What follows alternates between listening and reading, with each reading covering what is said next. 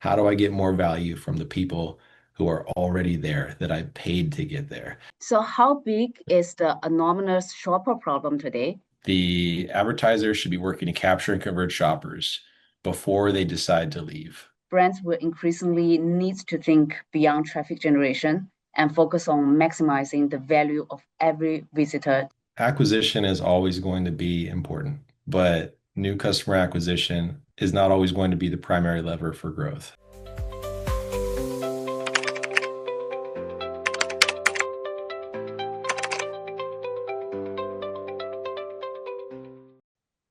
欢迎大家来到 Tyroo CJ Growth Lab Global Publisher Talks，这是一个全球对话系列，我们邀请欧美领先的媒体合作伙伴，共同探讨正在塑造跨境增长的新趋势与新机会。在过去的几期节目中，我们分别聊到了信任、注意力经济、无缝购物体验以及情感认同营销。而今天我们将聚焦于一个几乎所有营销人都在面对的共同挑战：绝大多数网站访客最终都没有完成转换。品牌投入了大量预算为网站引流，但绝大多数访客最终都会离开，没有完成购买、填写表单，甚至没有采取任何有价值的行动。过去，一旦这些访客离开，他们基本就流失了。今天我们想讨论两个机会点：第一，在用户离开之前，识别他们的购买意图，并尽可能的完成转换；第二，对于那些带着明确购买意向却最终没有下单的访客，通过新的方式重新触达，将他们带回购买旅程。所以今天我们的主题就是匿名访客难题，如何将流失流量转化为收入。接下来，让我们欢迎今天的嘉宾，来自 Minty 的 Partnership Manager Christopher Lettera。Welcome, Chris. Hi, Malena. Very happy to be here. Great. So let's start with the challenge itself, right? So how big is the anonymous shopper problem today, and why should brands care? It's a great question to start with. So that is an enormous problem, and most brands are living with that problem without really knowing it. The industry benchmark is roughly 97 to 98% of website visitors leave without ever converting or identifying themselves in any way. So if we were running a brick and mortar store together, out of every 100 people that walk through the door, if we're converting 2 or 3 out of 100, those aren't good numbers. So a definite problem there. What makes it really painful right now is the cost of traffic. CPCs are up, paid social is expensive. Brands have spent years optimizing acquisition, and historically, they haven't had a lot of reliable tools to re-engage lost and anonymous visitors. So retargeting ads help, but they can be noisy. They can be very traditional in terms of just being cart abandonment. The real issue is the majority of visitors, they're not anonymous because they don't want to be reached. They just never gave the brand a way to reach them. So Minty changes that. Sounds great. So Minty described itself as a full funnel performance marketing platform and the pioneer of proactive commerce. So could you explain to us what proactive commerce means and how Minty helps brand generate incremental revenue from shoppers who may otherwise be lost? Sure. Yeah, we're happy to. Proactive commerce is, as we're defining it and pioneering it, it's the idea that the advertiser should be working to capture and convert shoppers before they decide to leave, rather than waiting for them to signal intent and run through a form fill or a transaction. Traditional e-commerce is reactive. The brand builds a great site, they run ads, and then they hope that shoppers convert. Proactive commerce flips that actually. So Minty operates at every stage of the shopper journey. At the top, Minty Promote syndicates brand offers into all the major LLMs like ChatGPT and Perplexity. So the brands are reaching shoppers during the discovery phase before they ever land on the site. In the middle of the funnel, Minty Prevent identifies high intent visitors who are about to exit and presents them with a personalized, frictionless intervention. And at the bottom, and I would say this is really the spine of our Minty platform at the moment, or the heart of it, depending on which metaphor you prefer, Minty Recover re-engages visitors who left without purchasing by delivering a direct to inbox email, often within minutes. The incremental nature of that is really what matters most to brands. So we're not reshuffling existing demand or claiming credit for purchases that would have happened anyway. We're reaching people who would have otherwise been lost. Because Minty operates on a pure CPA basis with no flat fees, brands only pay when there's a transaction. So there's no risk. Yeah, 100%. It's so interesting that Minty solution is available throughout the funnel, right?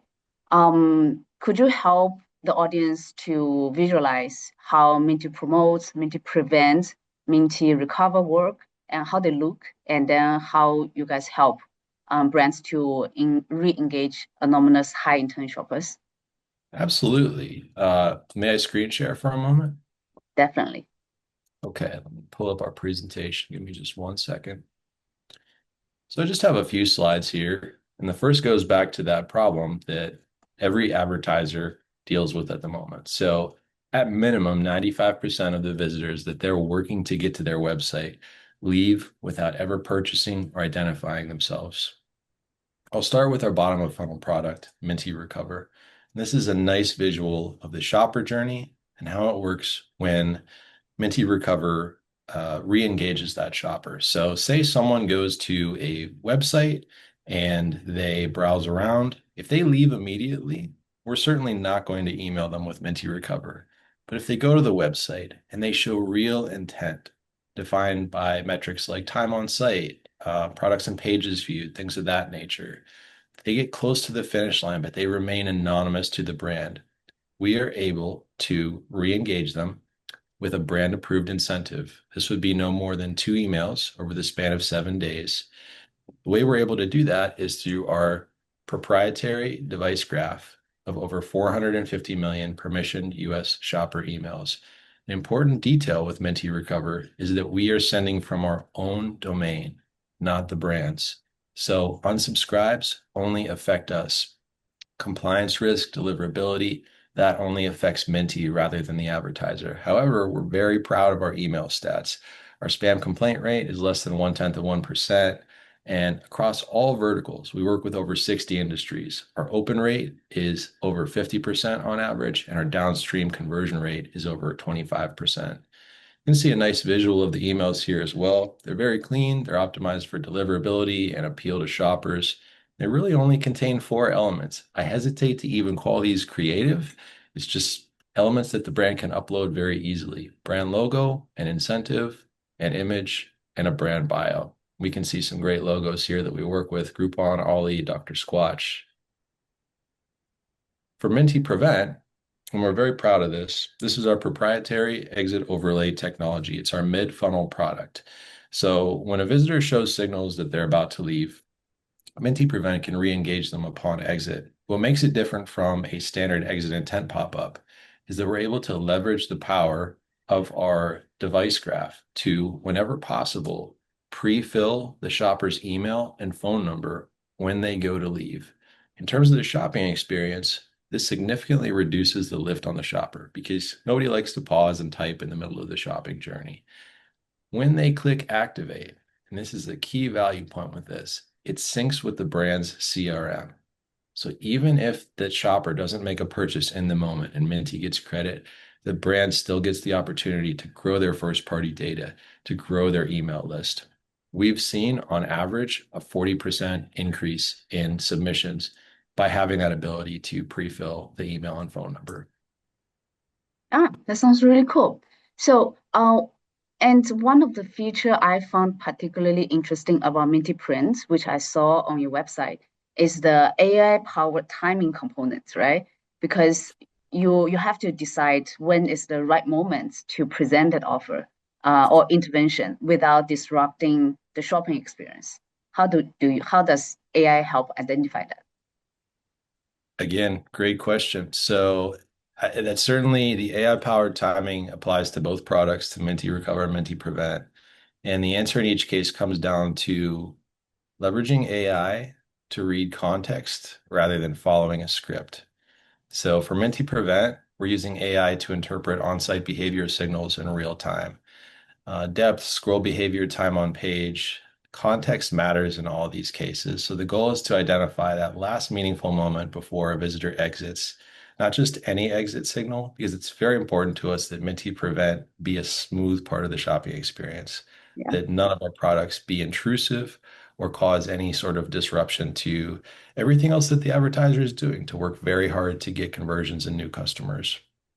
For Yeah. Minty Recover, a shopper who goes in there again and just visits the site and spends 10 seconds on it, they're not going to get a Minty Recover email.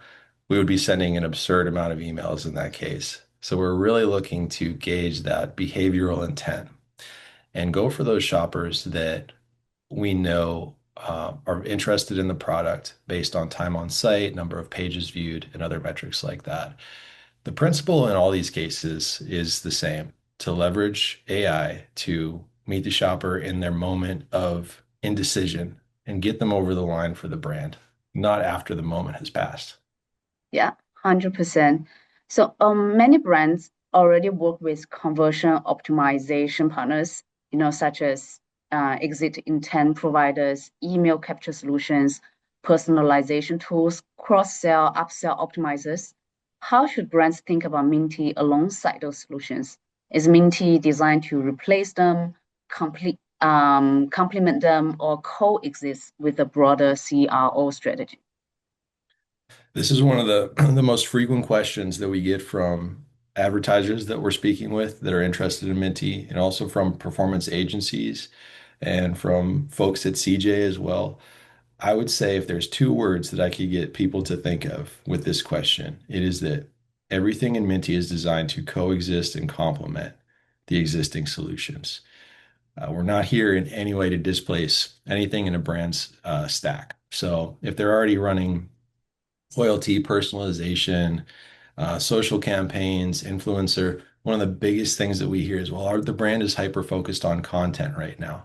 That's wonderful. Content is going to drive traffic to the site. 95% of that traffic isn't going to identify. So we fit in very naturally along that. Everything that the brand is doing to drive revenue and new customer acquisition, those don't go away when they add Minty. We're solving a specific problem that those other channels and tools weren't built to solve, which is reaching visitors who left and are completely anonymous. Um, I would say that the commercial structure for Minty also makes that coexistence very easy. There's no flat fees, there's no required fees of any kind, purely CPA based. Most importantly, we're month to month in our terms. So brands aren't committing budget to Minty at the expense of other line items over a long period of time. Minty is additive in its very nature and design. Yeah, understood. Um, just to expand on what you shared just now, right? So, for example, if clients already have an email capture solution, by offering, first time discount kind of thing to capture the email, then would then there be some sort of rules we can set for shoppers who already give that email? Minty prevents pop-up will not show up when the client is exiting the website, for example. Yeah, that's a great question. So the only thing that Minty Prevent, and this would be one scenario where Minty's exit intent functionality overlaps with something that the brand already has in place. The only thing that that would ever be would be an existing exit intent pop-up. Mm. And in most, if not all cases of those, they're not able to pre-fill the shopper's phone and email. So it would be up to the brand in that case to have the conversation about which tool is performing better and how do they sequence these things or prioritize them so that there is no disruption. That would be the only instance of that where the brand, I think, would have to make a choice. In every other matter, particularly with Minty Recover, if they're running existing retargeting, good, they should be. If they have another solution that they think is helping them recover lost traffic, good. We say run it, run them alongside each other, see how Minty does. One of the things that we're very proud of is the transparency of our metrics, not just in CJ, where if a brand is running through CJ, that CJ is going to be the source of truth for attribution and conversion tracking, but we have our own dashboard that brands can go in and see the email stats and see the conversions and see exactly how the choice that they made to go with Minty is paying off. That sounds cool. This question is probably repetitive, but how do brands decide which intervention should appear first? Do you usually have a best when you do a examination for the client's website for what kind of solution they're using? Would you then recommend a hierarchy or best practice framework for the brands to follow? The brands can choose to use our products a la carte, although Minty is really designed as a full funnel conversion engine. And that's absolutely the best way to think about it is the funnel. So top of funnel, Minty Promote. It's already working before the shopper even arrives at the site. As we know, shoppers are going to AI platforms like ChatGPT and Claude and so forth to research their products and compare products. So Minty Promote is working before the shopper even gets to the site. Mid-funnel, in terms of the hierarchy, Minty Prevent, it's going to engage visitors who are on site and are showing that readiness to leave or exit. So this is the brand's last best chance to extend the session and bring that contact into the brand's CRM. And bottom of funnel, again, our powerhouse, Minty Recover, sort of the safety net in a way. It fires after the session ends for visitors who still leave, bringing them back via direct to inbox email. So again, if a brand already has tools in place, which they should, oftentimes people think that we're going to replace their ESP or disrupt that somehow. Not the case. We're going to integrate with it. They should have all those tools in place already.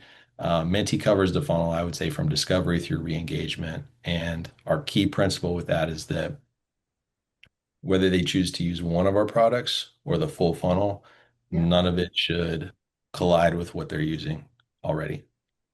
Got it. So coming back to Minty Recover, a lot of brands they do retargeting to some of the retargeting channels by using their lookalike audience, for example, using their CRM data. How does Minty differ from other retargeting channels? What kind of incremental audience we're reaching to? What's the differences, if you could share with us? Sure. I think that the channel itself, with Minty Recover, of having these direct to inbox emails, email is very much alive.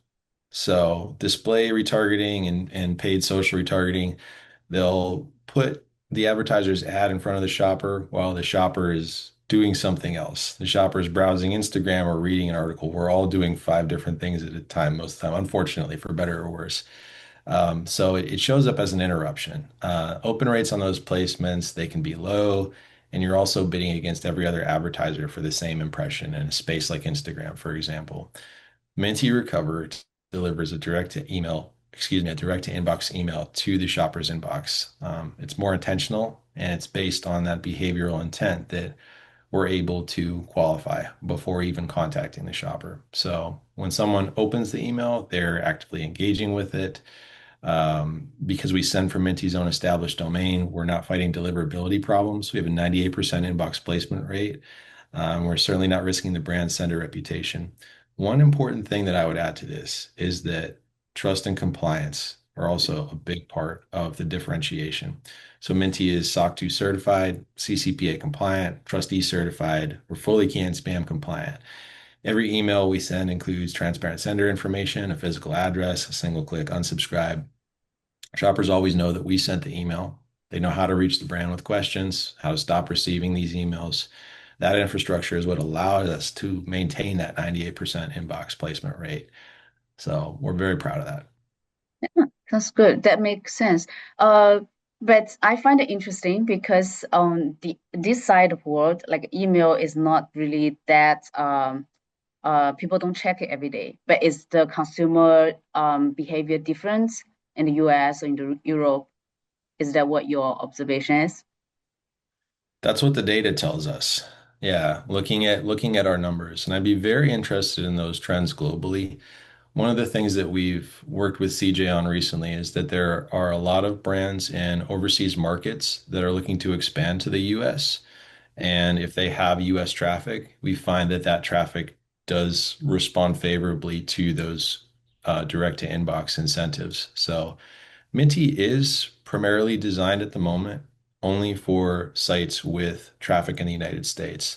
But again, there are so many great advertisers overseas that are looking to make that expansion. We're very happy to meet them and work with them and also show them what the results look like on a month-to-month basis. Yeah, so that's actually exactly the audience today, like China Go Global brands who is targeting US, most of them. Okay, I also want to touch a little bit on privacy. You've already shared quite a lot of information on it. Um, I wanted to understand how did Minty get the consumer's consent in the first place?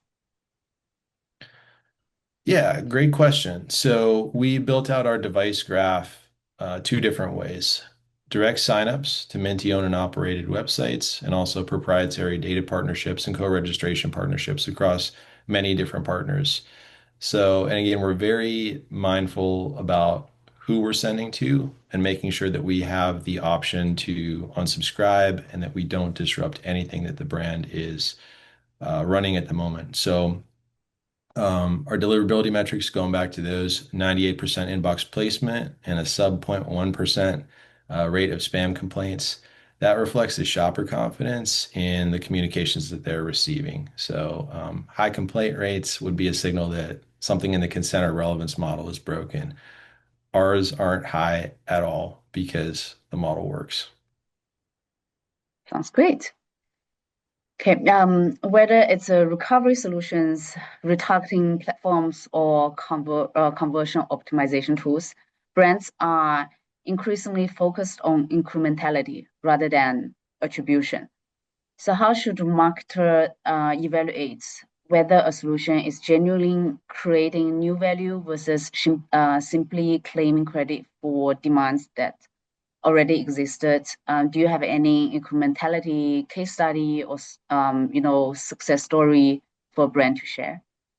Yeah, we absolutely do have incrementality case studies. We have one for a leading lifestyle brand and one for a leading sporting goods brand. So happy to share those with your audience. And incrementality, it can be used as a buzzword, but it's a Yep. very, very important word for advertisers. And it's the one that we get asked most frequently about, probably. I would say that um, we don't ever want to be a tool that looks great on paper. We're not good at claiming credit for demand that was already there. We don't want to do that. So, what we do instead is we offer incrementality testing. So, the cleanest proof is going to be something like a holdout test. Suppress a portion of the qualified audience from receiving recovery emails, compare the conversion rates against those who did receive them. If the lift is real, and it always is with Minty Recover, the advertiser will see it clearly.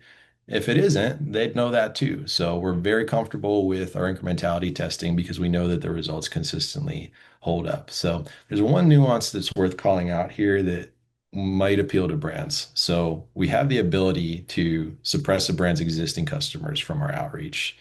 A lot of brands actually don't want us to do that though, for good reason. Many brands have shoppers that have been on their email list for 6 months or a year.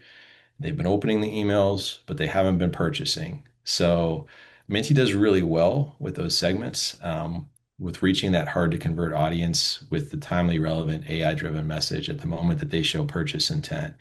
That's real incremental value there as well, I would argue, even when the shopper was technically a known content. So we do offer those suppression options. A lot of brands run without them. And again, going back to the CPA model reinforcing everything, we only get paid on transactions that are attributable to our outreach. So that alignment of incentives, that's a signal of how we think about incrementality for sure.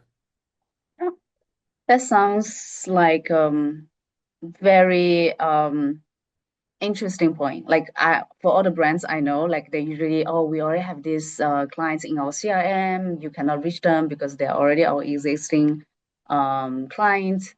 But it's interesting to hear. Like that's definitely a proof that Minty actually works. Otherwise, brands wouldn't do that. Sure. No. So thank you for sharing all of this about Minty with us. So for brands interested in testing Minty through CJ, what does the implementation process typically look like? Well, first, and I can say this on behalf of all of Minty, we love CJ. You all have great teams. In stateside, I'm just going to shout out a bunch of people right now. If you're watching this, Shelby Petrie, Weston Stutley, Anushka Jariwala, and Elijah Kasate, we really appreciate everything that you've done with us to grow the partnership and be really invested in publisher success. So, in terms of what implementation would look like if a brand wants to try Minty out through CJ, one of the things that we're really proud of is that we built Minty for ease of use from the start. CJ only makes Minty easier to use. So we recently got integrated with CJ's universal tag. That means for brands that want to run us through CJ, no new tagging, no developer sprint, no waiting on engineering. If the universal tag is integrated with the advertiser already, they can activate Minty without any additional technical lift. CJ removes the friction and Minty just gets to work. For brands that are on Shopify, there is a Minty app available through the Shopify merchant store. Again, it just makes activation fast and simple and doesn't require development work. For brands that aren't on either of those solutions, if they're not on CJ Universal Tag and they're not on Shopify, a direct pixel install from Minty typically takes less than 5 minutes, and it doesn't take developers.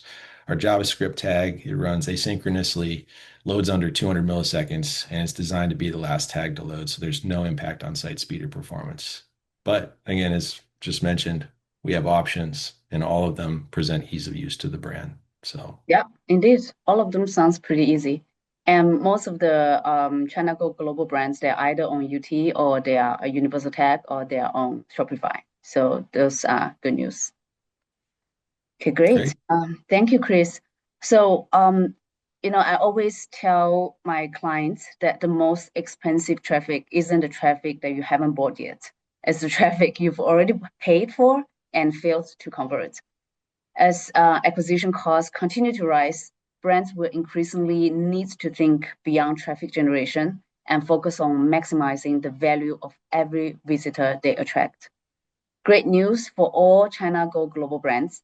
Minty has removed, like Chris mentioned earlier, they removed all previously required flat fees and now operates on a pure CPA basis, ensuring brands can test Minty through CJ without risk. So if you would like to learn more about how Minty can help recover lost revenue and re-engage high-intent shoppers, please connect with your client development manager at CJ. Thank you so much, Chris. But before we wrap up today's session, we do ask every publisher in this series the same question. What is one belief about growth or performance marketing that brands still hold on today, but will no longer be true in the next 2 to 3 years? Love the question. And it really got me thinking. I would say acquisition is always going to be important, but new customer acquisition is not always going to be the primary lever for growth. And this kind of goes back to what you said earlier, which sounded like a great tagline. I might need to ask you if we can use that for Minty. Yeah. But if we think about it, so brands have spent, they're always spending time optimizing top of funnel. So better targeting, lower CPCs, higher ROAS on paid channels. That works for the most part, but we know the costs are going up, channels are getting crowded, marginal return on acquisition spend is declining for a lot of brands. So in the next 2 to 3 years, especially with everything going on with AI, the brands that win, I think, are going to be the ones that move their mental model from how do I get more people to my site to what you were talking about, which is how do I get more value from the people who are already there that I paid to get there. That's a fundamentally different orientation that requires different tools, different measurement frameworks, different partner relationships. And the anonymous shopper problem, that's at the heart of that. So, what proactive commerce through Minty represents is the refusal to accept that that problem is inevitable. So the future of growth, I would end by saying this, it's not just acquiring more traffic, it's making sure that the traffic that the advertiser paid to get to the site actually converts. Yeah, I agree 100%. Thank you so much again, Chris. And thanks everyone for watching today's episode. I'll see you next time.